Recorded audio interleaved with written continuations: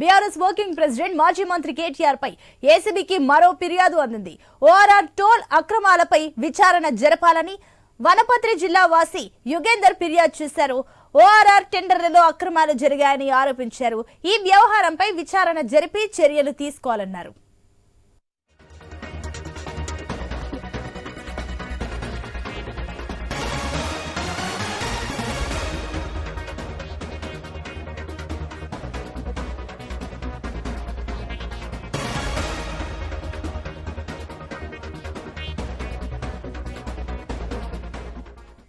Breaking news. BRS working president మాజీ మంత్రి కేటీఆర్ పై ఏసీబీకి మరో ఫిర్యాదు అందింది. ఓఆర్ఆర్ టోల్ అక్రమాలపై విచారణ జరపాలని వనపర్తి జిల్లా వాసి యుగేందర్ ఫిర్యాదు చేశారు. ఓఆర్ఆర్ టెండర్లలో అక్రమాలు జరిగాయని ఆరోపించారు. ఈ వ్యవహారంపై విచారణ జరిపి చర్యలు తీసుకోవాలన్నారు.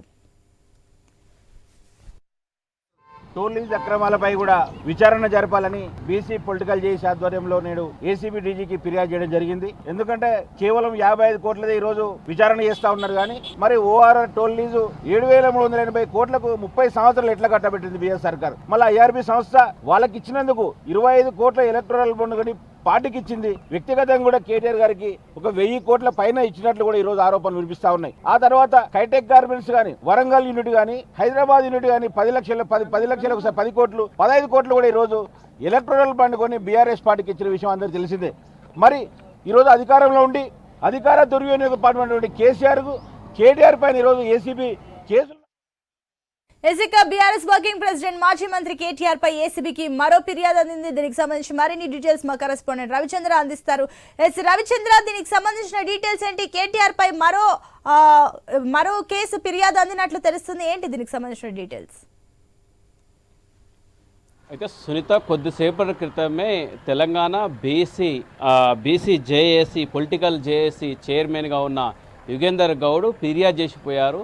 ఔటర్ రింగ్ రోడ్డుకు సంబంధించి ముంబైకి చెందిన ఒక company IRB ideal road builders అనే ఒక కంపెనీకి కేసీఆర్ ప్రభుత్వం 30 ఏళ్ల పాటు కట్టబెట్టింది. దీంతో రాష్ట్ర ఖజానాకు ప్రతి ఏటా గండి పడుతుంది, ఆదాయం తగ్గిపోతుంది. అంతేకాకుండా ఔటర్ రింగ్ రోడ్డును మొత్తం ముంబై సంస్థకు కట్టబెట్టారు. అందులో ఆయన చెప్పేది అంటే యుగేందర్ గౌడ్ చెప్పేది ఏంటంటే 7,380 కోట్ల రూపాయలకు ముంబై కంపెనీకి కట్టబెట్టారు. దీంతో ప్రతి ఏటా రావాల్సిన ఆదాయానికి గండి పడింది.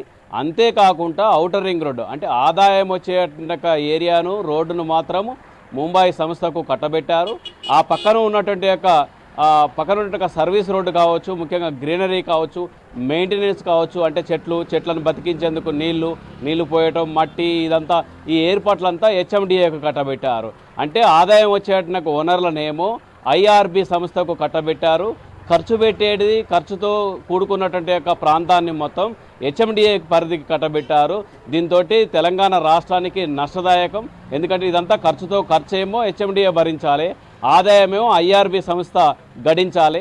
ఇదేకడి న్యాయం? ఈ విధంగా జరిగింది.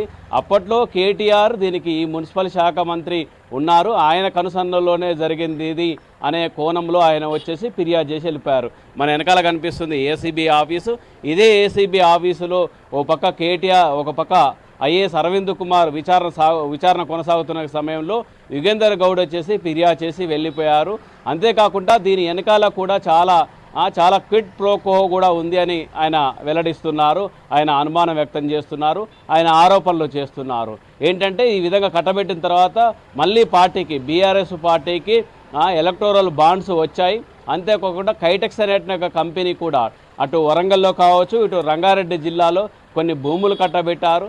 కైటెక్స్ కంపెనీ నుంచి కూడా క్విడ్ ప్రోకో కింద కొన్ని ఎలక్టోరల్ బాండ్లు బీఆర్ఎస్ పార్టీకి అందాయంటూ ఆయన ఆరోపణ చేస్తూ కొద్దిసేపటి క్రితం ఏసీబీకి ఫిర్యాదు చేసి రిటర్న్గా ఫిర్యాదు చేసి కొద్దిసేపు క్రితమే వెళ్ళిపోయారు.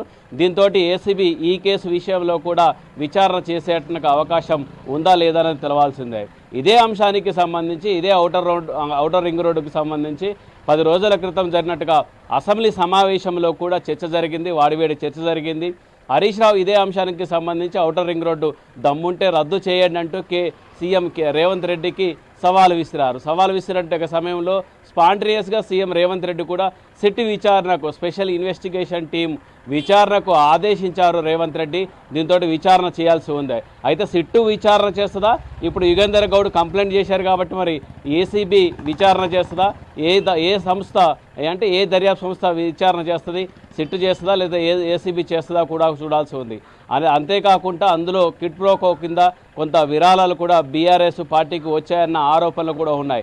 దీని అంతటికీ అప్పుడు మున్సిపల్ శాఖ మంత్రిగా ఉన్నట్టుగా కేటీఆర్ కనుసన్నలో జరిగింది. అంతేకాకుండా ఇందులో ఆరోపణలు ఆయన చేసినట్టుగా ఆరోపణలు ఏంటంటే ఇందులో ఈ వ్యవహారంలో కొంత ఆయన అనుమానం వ్యక్తం చేస్తున్నారు, ఆయన ఆరోపణ చేస్తున్నారు. అందులో దానికి పూర్తిగా విచారణ చేస్తే తేలుతుంది. ఆర్థిక అనుమతులు లేవు, క్యాబినెట్ అనుమతులు లేవు అనేటువంటి ఆరోపణలు కూడా చేస్తున్నారు. అంటే ఇంచుమించు ఫార్ములా ఈ కార్ రేసుకు సంబంధించిన వ్యవహారం విధంగానే ఓఆర్ఆర్కు సంబంధించిన వ్యవహారం కూడా ఉందన్నటువంటిది యుగేందర్ గౌడ్ ఆరోపణ. దీని మీద పూర్తి స్థాయిలో విచారణ చేస్తే కానీ బయటకు వస్తుంది. దీన్ని బట్టి ఒక పక్క ఫార్ములా ఈ కార్ రేసు అనేది, మరో పక్క ఔటర్ రింగ్ రోడ్డుకు సంబంధించిన కేసు కూడా కేటీఆర్కు రెండు ముందున్నట్టుగా సవాళ్ళుగా చెప్పొచ్చు. కేటీఆర్ రేపు ఇదే సమయానికి ఈ సమయానికంటే ఇంతకంటే ముందే అంటే రేపు ఉదయం 10 గంటల నుంచి ఈ సమయం వరకు కూడా విచారణ ఉంటుంది. రేపు రాత్రి వరకు కూడా విచారణ ఉంటుందని చెప్తున్నారు. ఫార్ములా ఈ కారు రేసుకు సంబంధించిన వ్యవహారం ఇదే అంశాన్ని ఇవాళ హైకోర్టులో కూడా ఉందని చెప్పుకోవచ్చు. హైకోర్టులో ఆయన లంచ్ మోషన్ పిటిషన్ కూడా హైకోర్టు స్వీకరించింది. ఎందుకంటే ఆయన రేపు అడ్వకేట్స్ తోటి ఇదే ఏసీబీ ఆఫీస్కు రావడానికి వీలు కల్పించాలంటూ కూడా ఆయన హైకోర్టును ఆశ్రయించారు. మరి హైకోర్టు ఆ విధంగా మరికొద్ది సేపట్లోనే మరొక 15 నిమిషాల్లోనే అదే అంశానికి సంబంధించి అంటే ఆయన దాఖలు చేసిన పిటిషన్ కూడా హైకోర్టు స్వీకరించింది. ఆ తర్వాత హైకోర్టు ఏం తీర్పిస్తుంది, ఏం ఆదేశం ఇస్తుందో కూడా బీఆర్ఎస్ నేతలు, బీఆర్ఎస్ పార్టీ ఉత్కంఠగా ఎదురు చూస్తుందని చెప్పుకోవచ్చు. ఎందుకంటే రేపు ఒకవేళ అడ్వకేట్స్ కాకుండా మీరు సింగిల్గా వెళ్ళాలంటే ఇదే ఏసీబీ ఆఫీసుకు కేటీఆర్ సింగిల్గానే రేపు రావాల్సి ఉంటుంది. అడ్వకేట్స్తో వెళ్ళండి అని హైకోర్టు ఆదేశిస్తే ఆయన అడ్వకేట్స్తో రావాల్సి ఉంటుందని చెప్పుకోవచ్చు. ఈ విధంగా జరుగుతుంది. మొత్తానికి మాత్రం ఈ ఎపిసోడ్ ఫార్ములా ఈ కార్ రేసు ఎపిసోడ్ ఓ పక్క, మరో పక్క ఓఆర్ఆర్కు సంబంధించిన కేసు మరి దాఖలవుతుందో దానిపై ఏసీబీ ఇంతవరకు అయితే దానికి సంబంధించి ఎలాంటి విచారణ చేపట్టలేదు, అది కూడా ఉందని చెప్పుకోవచ్చు. మొత్తానికి కేటీఆర్కి ఉక్కిరి బిక్కిరి చేసే విధంగా ఇటు ఏసీబీ ఆ కేసులు కొనసాగుతున్నాయని చెప్పుకోవచ్చు. అయితే రేపు ఆయన వచ్చేట అవకాశాలు ఉన్నాయి. రేపు ఏ విధంగా వస్తారో దానికి సంబంధించి కూడా ఉత్కంఠ నెలకొందని చెప్పుకోవచ్చు. Sunitha. Right Chandra, thank you.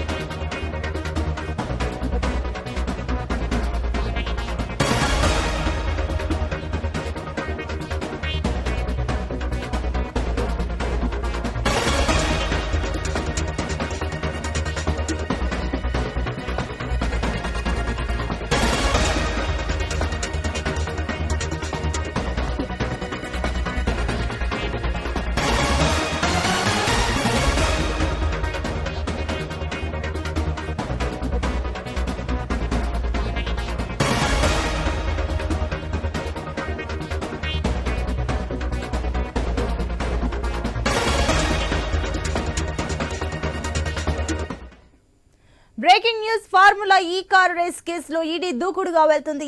BRS working president KTR రేపు ఈడీ విచారణకు హాజరు కానున్నారు. ఏసీబీ విచారణకు హాజరుపై నందినగర్లోని తన నివాసంలో లీగల్ టీంతో కేటీఆర్ చర్చలు జరిపారు.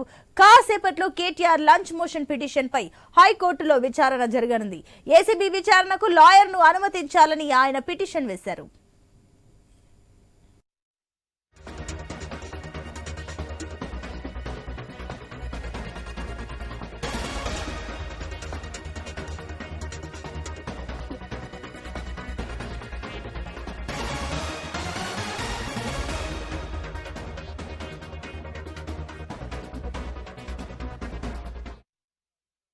ఫార్ములా ఈ కార్ రేస్ కేసులో ఈడీ దూకుడుగా వెళ్తుంది. బీఆర్ఎస్ వర్కింగ్ ప్రెసిడెంట్ కేటీఆర్ రేపు ఈడీ విచారణకు హాజరు కానున్నారు. ఏసీబీ విచారణకు హాజరుపై నందినగర్లోని తన నివాసంలో లీగల్ టీంతో కేటీఆర్ చర్చలు జరిపారు. కాసేపట్లో కేటీఆర్ లంచ్ మోషన్ పిటిషన్ పై హైకోర్టులో విచారణ జరగనుంది. ఏసీబీ విచారణకు లాయర్ను అనుమతించాలని ఆయన పిటిషన్ వేశారు.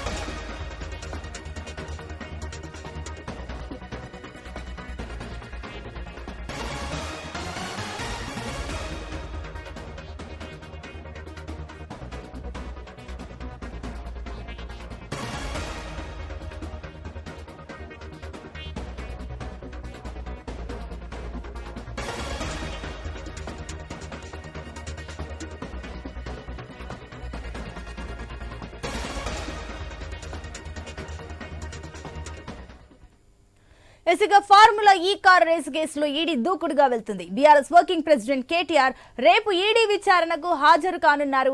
ఏసీబీ విచారణకు హాజరుపై నందినగర్లోని తన నివాసంలో లీగల్ టీంతో కేటీఆర్ చర్చలు జరిపారు. కాసేపట్లో కేటీఆర్ లంచ్ మోషన్ పిటిషన్ పై హైకోర్టులో విచారణ జరగనుంది. ఏసీబీ విచారణకు లాయర్ను అనుమతించాలని ఆయన పిటిషన్ వేశారు. దీనికి సంబంధించి మరిన్ని డీటెయిల్స్ మా కరెస్పాండెంట్ రవిచంద్ర అందిస్తారు. ఎస్ రవిచంద్ర, మరి కాసేపట్లో హైకోర్టులో లంచ్ మోషన్ పిటిషన్ లో ఏదైతే లాయర్ తో వెళ్లి ఏసీబీ విచారణకు లాయర్ తో వెళ్ళడానికి అనుమతి కోరడానికి ఏదైతే పిటిషన్ వేశారో అది మరి కాసేపట్లో విచారణ జరగబోతుంది. ఏంటి దీనికి సంబంధించిన డీటెయిల్స్? అయితే సునీత, కొద్ది నిమిషాల్లోనే జడ్జి రావడంతో దీనికి సంబంధించి లంచ్ మోషన్ పిటిషన్ సంబంధించి అంటే ఇమీడియట్లీ తీసుకుంటారు. దీంతో అంటే కేటీఆర్ రేపు ఆయన సంబంధించిన అడ్వకేట్లతో కలిసి వచ్చే అవకాశం ఉంటుందా, లేదంటే సింగిల్గానే రావాలంటే ఒక్కరు మాత్రమే రావాలా అన్నది లంచ్ మోషన్ పిటిషన్లో హైకోర్టు ఆదేశిస్తుంది, హైకోర్టు తీర్పిస్తుంది. అయితే కాసేపట్లో ఈ సంఘటన జరుగుతుంది. అయితే మరికొద్ది నిమిషాల్లోనే హైకోర్టు ఏం చెప్తుందన్న ఉత్కంఠ కూడా నెలకొంది. ఎందుకంటే నిన్న ఇదే సమయానికి ఇక్కడికి వచ్చినట్టుగా ఏసీబీ దగ్గరికి వచ్చినట్టుగా కేటీఆర్ ఆయన అడ్వకేట్ను కూడా అనుమతించాలని చెప్పడం, ఇక్కడ ఉన్నట్టుగా ఏసీబీ అధికారులు కూడా అడ్వకేట్ని అనుమతించకపోవడంతో ఆయన ఇక్కడి నుంచి వెనుదిరిగి వెళ్ళిపోయారు. ఆ తర్వాత ఆయన వేసుకున్నట్టుగా క్యాష్ పిటిషన్ను కూడా హైకోర్టు తిరస్కరించింది. దాంతో ఆయన క్యాష్ పిటిషన్ కూడా కొట్టివేసింది. ఆ తర్వాత ఆయన విచారణకు హాజరు కావాలంటూ కూడా ఆదేశించింది. విచారణకు కంపల్సరీ రావాల్సిందే, రేపు తప్పకుండా ఇక్కడికి రావాల్సిందే. అయితే వచ్చేట సమయంలో ఆయన అడ్వకేట్లను కూడా తీసుకొచ్చేందుకు అవకాశం కల్పించండి అంటూ ఆయన హైకోర్టును ఆశ్రయించారు కేటీఆర్. హైకోర్టును ఆశ్రయిస్తే హైకోర్టు లంచ్ మోషన్ పిటిషన్ తీసుకుంది. అది చెప్తుంది మరికొద్ది నిమిషాల్లోనే, ఒక 5-10 నిమిషాల్లోనే ఆ వివరాలు కూడా హైకోర్టు ఇస్తుంది. అయితే ఆయన అంతేకాకుండా గతంలో కూడా బీఆర్ఎస్కు సంబంధించిన నేత మాజీ ఎమ్మెల్యే అయిన పట్నం నరేందర్ రెడ్డి కూడా ఇదే అంశానికి సంబంధించి ఒక లగచర్ల కేసు విషయంలో ఆయన విచారిస్తూ ఆయన ఇచ్చినట్టుగా స్టేట్మెంట్తో సంబంధం లేకుండానే ఆయన అరెస్టు చేశారు, జైలుకు పంపించారు, చాలా ఇబ్బందులకు గురి చేశారు. అలాంటి పరిస్థితి కూడా దాపురిస్తుంది. అలాంటి విధంగా ప్రవర్తిస్తారు. తెలంగాణ ముఖ్యంగా పోలీసుల మీద నమ్మకం లేదు అంటూ కూడా కేటీఆర్ చెప్పుకొచ్చారు. అందులో భాగంగానే ఆయన ఇవాళ హైకోర్టును ఆశ్రయించారు.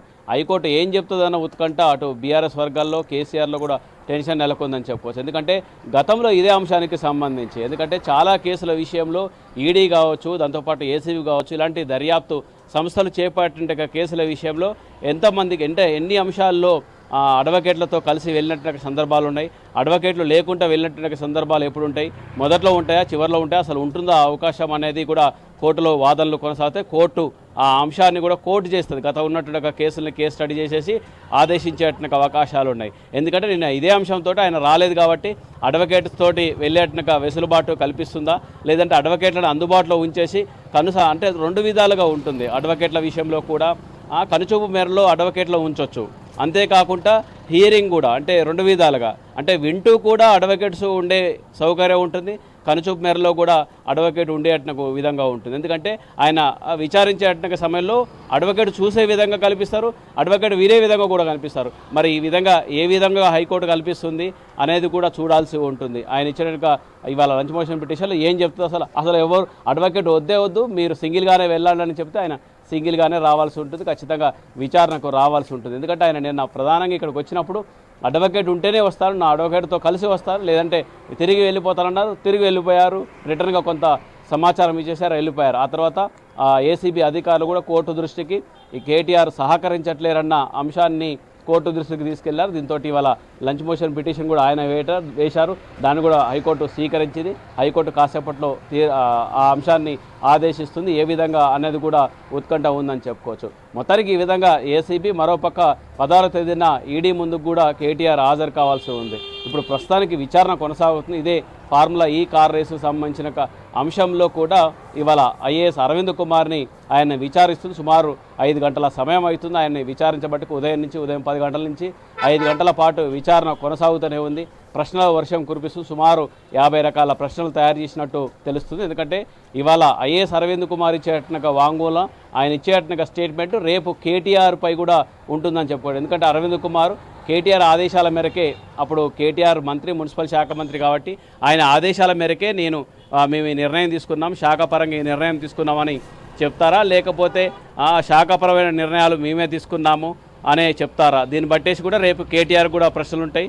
రేపు కేటీఆర్ పై విచారణ కూడా ఇవాళ అరవింద్ కుమార్ని విచారించేట ప్రభావం రేపు కేటీఆర్ పై కూడా ఉంటుంది. అంటే ఇక్కడ అప్రూవల్ అనేది కూడా ఉంటుంది.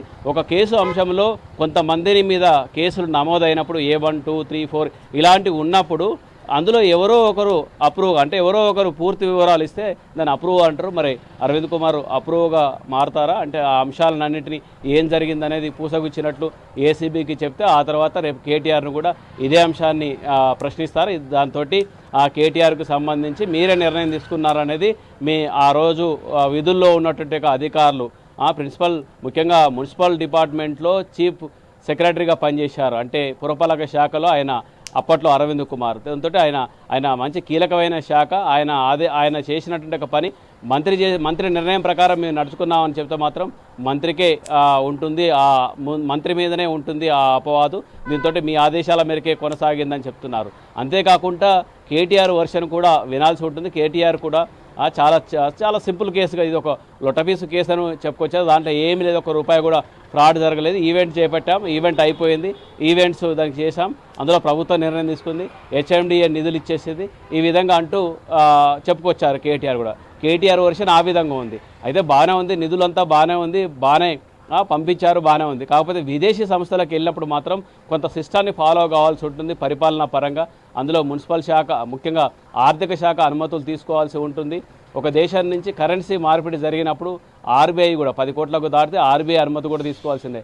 RBI అనుమతి లేదు, ఆర్థిక శాఖ అనుమతి లేదు, క్యాబినెట్ అనుమతి లేదు, సెక్రటేరియట్కి సంబంధించిన బిజినెస్ రూల్స్ ఫాలో కాలేదు. ఇవన్నిటినీ కోడ్ చేసుకొని ఇక్కడ ఉన్నటువంటి ఏసీబీ కావచ్చు, అక్కడ ఉన్నటువంటి ఈడీ కావచ్చు, ఇదే అంశం మీద ఎక్కువ దృష్టి పెడుతుంది. అంతేకాకుండా ఈడీ కూడా అందులో చాలా అంశాలు ఉన్నాయి. మనీ లాండరింగ్ కేసు కావచ్చు, మనీ లాండరింగ్ అంశానికి సంబంధించిన విషయం కావచ్చు, విదేశాలకు నిధులు మళ్ళీ అట్టిన అంశం కావచ్చు.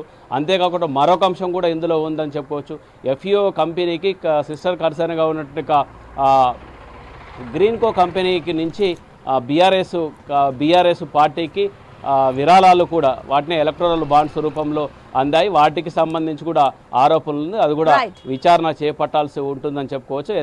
ఎంతవరకు ఎలక్టోరల్ బాండ్స్ వచ్చాయన్న విచారణ ఉంది. రకరకాలుగా ఈ కేసు మలుపులు తిరుగుతుంది. కేటీఆర్కు టార్గెట్ పెట్టుకొని ఇటు ఏసీబీ అటు ఈడీ దాడుల విషయంలో, విచారణ విషయంలో కొనసాగుతుందని చెప్పొచ్చు సునీత. అయితే మరొక అంశం ఏంటంటే మరికొద్ది నిమిషాల్లోనే హైకోర్టు ఏం చెప్తుంది అనే కోణంలో కూడా చూడాల్సి ఉంది. Right Ravichandra, thank you.